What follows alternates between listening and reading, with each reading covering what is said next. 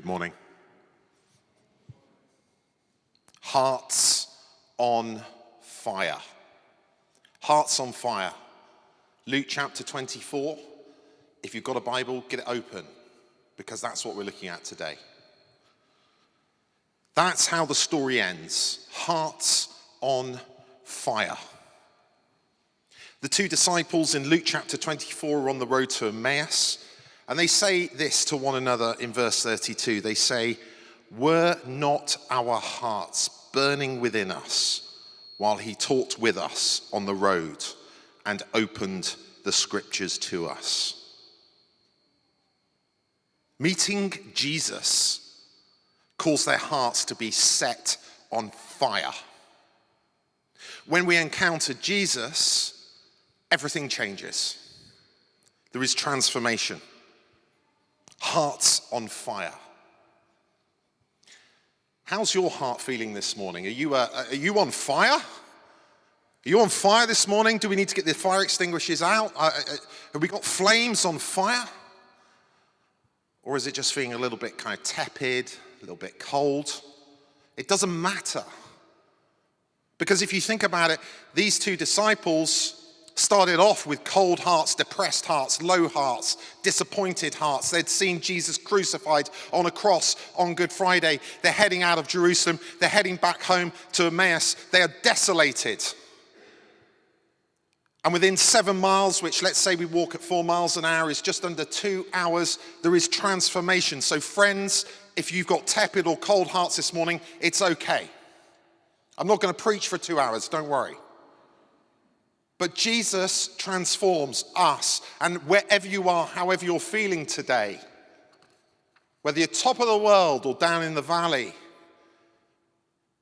he can set your hearts on fire. And how does he do it? What does he do to set hearts on fire? Well, the first thing that Jesus does in this true story is he walks with them, even when they don't recognize it. Verse 13, chapter 24. Now the same day, 2 of them were going to a village called Emmaus, about 7 miles from Jerusalem. They were talking with each other about everything that had happened. As they talked and discussed these things with each other, Jesus himself came up and walked along with them, but they were kept from recognizing him. Some of the most profound conversations in my life have happened whilst on a walk, whilst walking. I've had walks with people to talk to them about new jobs, about being made redundant. I've had walks where I've been talking about the fact I've had to break up with a girlfriend. I've had walks to propose to someone to get married. I've had walks to discuss how well my favorite rugby team is playing, and walks to discuss how badly they're playing. In fact, I was thinking about this. My life can sort of be catalogued through my various walks and talks when I look back on it. And there's something about walking, isn't there? Where in walking, we're shoulder to shoulder, we're not face to face. It's as if, as we're walking on the journey, we can join in this conversation together on a journey. It's a special thing to walk with someone and to talk. And I look back now, and I didn't realize it at the time, but I look back on so many of those walking and talking conversations. And it's only afterwards I think, Jesus was with us in that. Jesus was with me in that conversation. I didn't realize it at the time, but he was. And here in this story, we have 2 followers of Jesus. One of them's called Cleopas. We think the other might be his wife. They're 2 followers of Jesus. And they're gutted. They're getting out of Jerusalem. Jerusalem is the place where just 3 days previously, Jesus, the one they had hung their hopes on, well, those hopes ended up being hung on a cross. He'd been crucified. Their dreams dashed on the rocks of the reality of the death of the one they thought might be the Messiah. Their hearts devastated. as they turn their back on Jerusalem and as they head home to Emmaus, because that's what we do when things go badly. We go home. We just go back, don't we? We just head home. And Jesus sidles up alongside them, shoulder to shoulder, but they do not recognize him. They have no hope, but they fail to realize they're walking with the one who is hope. They have no answers, but they fail to realize they're walking with the one who is the answer. And Jesus walks with us in our moments of desolation, when we've given up hope, when we're hopeless, when we don't even recognize it. Emmaus was actually west of Jerusalem, which means that as these two disciples were heading out of Jerusalem towards their hometown, Emmaus, they're heading into the sunset. It's the end of the day on the Sunday.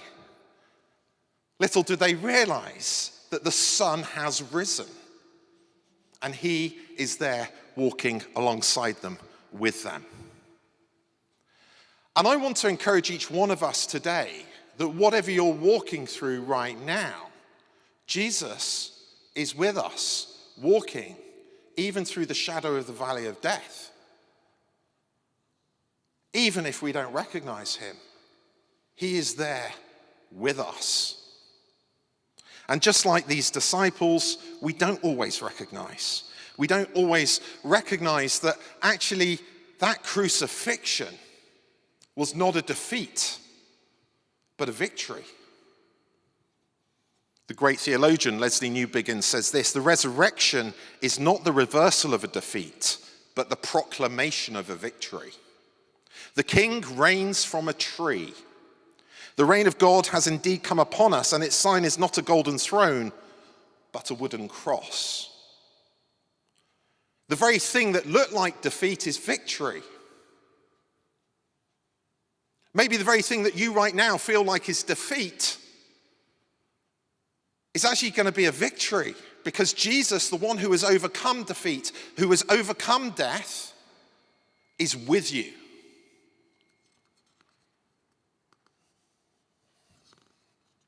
But it gets even better. Their hearts aren't just set on fire because Jesus is walking with them and Jesus walks with us. He doesn't just walk with them, but he talks with them.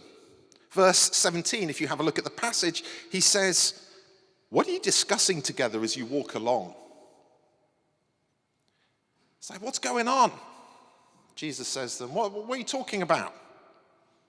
They stood still, their faces downcast. One of them, named Cleopas, asked him, "Are you the only one visiting Jerusalem who does not know the things that have happened there in these days?" "What things?" he asks. "About Jesus of Nazareth," they replied. Jesus doesn't want to simply walk with us, he wants to talk with us. He's interested in our conversations. He says, "What are you discussing together as you walk along?" What are the deep conversations going on for you right now? Maybe they're conversations you're having with friends, with family. But for me personally, my deepest conversations, funnily enough, are the ones I'm having with myself. They're the ones that I'm having inside my own mind and heart. Very often they're actually my deepest conversations. And Jesus, just as he did with the disciples, is saying to you, what are you talking about? What's going on for you? The creator of the universe, the God, the almighty I am, is saying, I'm interested in what's going on for you. I remember leading a church group down in Bristol when I was a student down there. And Bristol, I don't know if you've been to Bristol, but the particular church group I was in, it was full of very arty types, and there was this up-and-coming singer-songwriter woman, and she was amazing. And she's made it big time, and prior to making it big time, she said to me, you know, my life of singer-songwriter and being a Christian, I'm kind of struggling to see how these two things kind of coexist in the world and spheres that I move in. And I just said to her, I said, have you invited Jesus into the conversations about your compositions? And she looked at me and she said, what do you mean? I said, as you're writing the notes, as you're playing the tunes, have you invited it in to those very things? because he's interested in your music. He's interested in the notes you write. If you're an accountant, he's interested in your pivot table. And she looked at me and she said, that's an interesting idea. And she came back a week later and she said, you know what? I started to do that. It was incredible. She's gone off to become very, very successful. It's obviously all down to me. It's down to Jesus, I'm sure. Here's the thing. Jesus is interested not just in walking with you, but talking with you. He wants to know what's going on. He even wants to know how you're feeling about Jesus. Jesus wants to talk to you about Jesus. What's so funny in this passage is you've got these two disciples along the Emmaus Road, and they're talking to Jesus about Jesus. They're talking to the author about the book. And Jesus wants to know how you're doing with Jesus. And the Bible is full of honesty. David in the Psalms, Psalm 10, why, Lord, do you stand far off? Why do you hide yourself? Anyone ever felt like that? I have. Psalm 13, David cries out, how long, Lord, will you forget me forever? How long will you hide your face from me? How long must I wrestle with my thoughts? Psalm 22, my God, why have you forsaken me? Why are you so far from saving me? Jesus is even interested in us when we're feeling grumpy with him. And he wants us to talk to him about it. There is no conversation out of bounds for God. He's interested in what you're interested in. And so, what conversation could you invite him into right now for you? It's probably something on your mind right now. It could be profound, it could be simple. But he wants to know about it. What are you talking about? But he sets their hearts on fire, not simply by walking with them and talking with them, but also because Jesus makes sense of things for them. He helps them see things through the Jesus lens. We carry on, verse 17. Jesus asks them, what are you discussing together? And verse 19, they explain it. They say, well, we're talking about Jesus of Nazareth. He was a prophet, powerful in word and deed before God and all the people. The chief priests and our rulers handed him over to be sentenced to death, and they crucified him. But we had hoped that he was the one who was going to redeem Israel. And what is more, it's the third day since all this took place. In addition, some of our women amazed us. They went to the tomb early this morning. They didn't find his body. They came and told us that they'd seen a vision of angels who said he was alive. Then some of our companions went to the tomb and found it just as the women had said, but they didn't see Jesus. That's how I'm feeling. And then Jesus makes sense of it for them.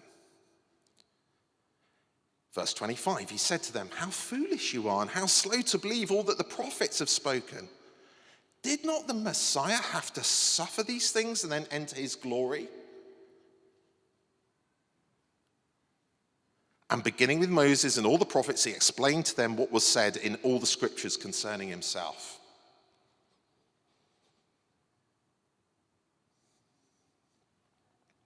We need, in the situations we face in life, to allow God, to allow Jesus to show us those situations through his lens, through the Jesus lens. Just a little example this week, I felt a little bit grumpy with someone. They'd done something. I'm not going to go into detail. If you want to find out later, I'll tell you. No, I'm joking. I won't. But I was a little bit grumpy, and I thought, I'll have a little word. I'll have a little word with them, And I then thought about it some more, and in one of my quiet times in the morning when I was praying, I thought about it a bit more, and I felt Jesus remind me of, there's this passage in the Bible where the master lets someone off a great deal of debt. And it's a parable that Jesus tells. The master relieves someone of a huge amount of debt, and then they go out into the courtyard and someone owes them just a few pennies, and they still try and call in that debt, even though they've just been released from all their debt. And then the Lord reminded me that I had done exactly what this person who I was grumpy with had done, but I'd done it to someone else, and they'd been incredibly gracious with me.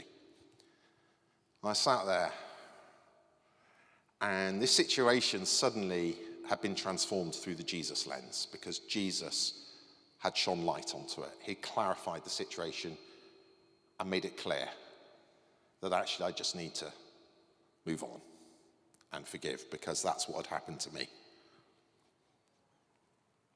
What situation are you facing right now where actually you know what you think, you know how you feel, but it's the Jesus lens. You need Jesus' perspective on it. You need to allow him to show you the true perspective on it, to make sense of it for you. Maybe it's something that's happened. Maybe it's something that's going on right now.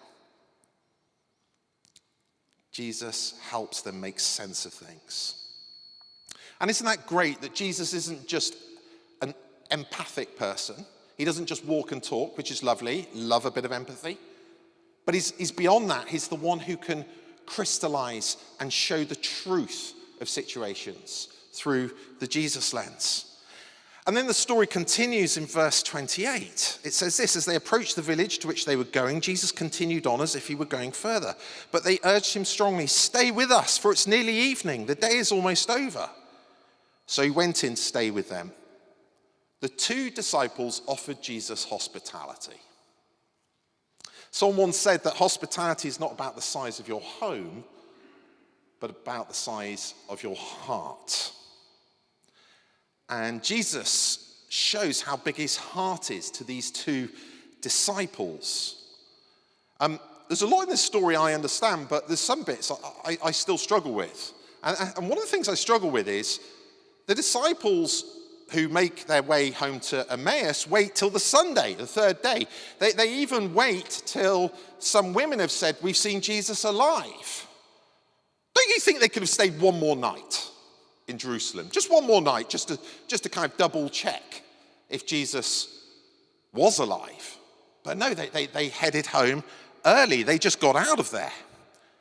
And they missed the best bit. And what does Jesus do?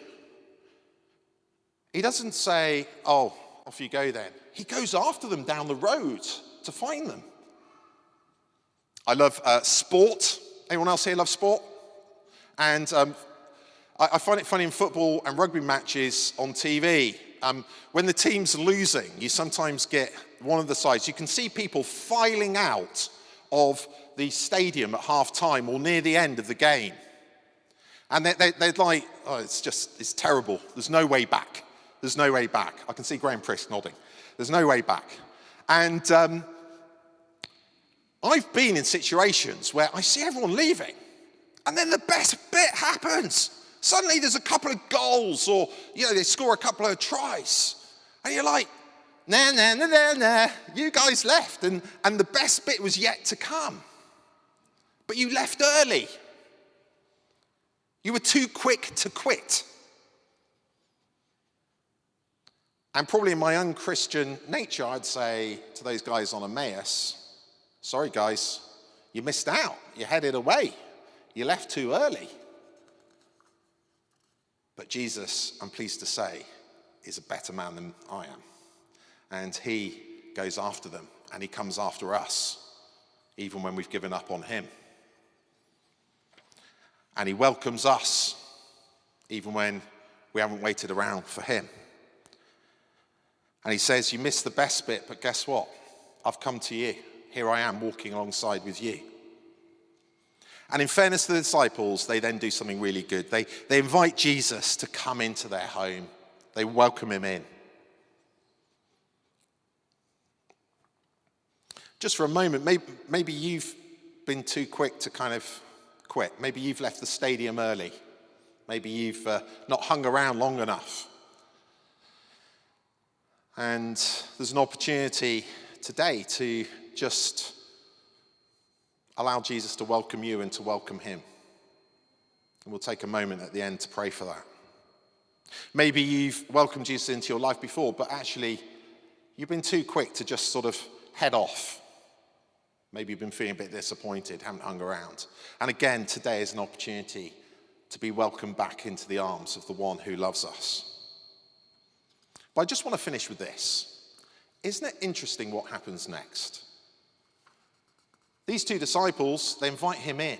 And it's when they invite him in that the revelation happens. This is, when they invite him in, it's when their hearts are fully set on fire. It says, verse 30, when he was at the table with them, he took bread, gave thanks, broke it, and began to give it to them. Then their eyes were opened and they recognized him, and he disappeared from their sight. They asked each other, were not our hearts burning within us while he talked with us on the road and opened the scriptures to us? Jesus has been with them the whole journey, but it's only now they recognize him. I wonder why they recognized him. Was it him breaking the bread and it reminded them of something? That reminds us of the feeding of the 5,000 when he broke the bread. Or I always thought it was because they were at the Last Supper and, it reminds them of communion. I've read up on that now. It's not that, just so you know. Is it that as he broke the bread, they saw the nail marks? And in that moment, they're like, it's Jesus. Whatever it was a God moment, a moment of revelation. And they only experienced that revelation of God because they had welcomed him into their home. Otherwise, they would have missed out. And in that moment, their lives would never be the same again. And the journey from Jerusalem to Emmaus that took 7 miles and over 2 hours, we find out in verse 33, they got up and returned at once to Jerusalem. It took 19 verses of scripture to describe their journey to Emmaus and one short verse to say they legged it back to Jerusalem. That's what happens when we meet Jesus. We're energized, we're changed. Suddenly, our hearts are on fire. And there they found the 11 and those with them assembled together and saying, it is true, the Lord has risen and has appeared to Simon. Then the two told what had happened on the way and how Jesus was recognized by them when he broke the bread.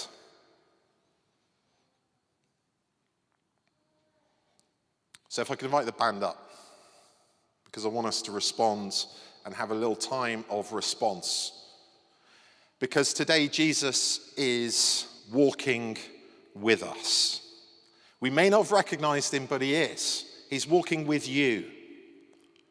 He's interested in your conversation. He's saying, what are you talking about, Stefan? What are you talking about, Kate? What are you talking about, Tim? What's going on? And then he wants to shine his perspective onto your situation. He wants to clarify so you can see things through the Jesus lens. And our job, well, what's our job? What's your job this morning? It's just to do what the disciples did, to welcome him in. For the first time or the 100th time to say, you're welcome, Jesus, today. Come in. Come and eat with me. And when we do that, we will receive a revelation of the risen Jesus Christ, and our hearts will be set on fire. Amen. I'd love us to stand and to have a time to respond to some of the things from this word. You know what it is for you. Let's worship the Lord, and then we'll have an opportunity to pray with one another.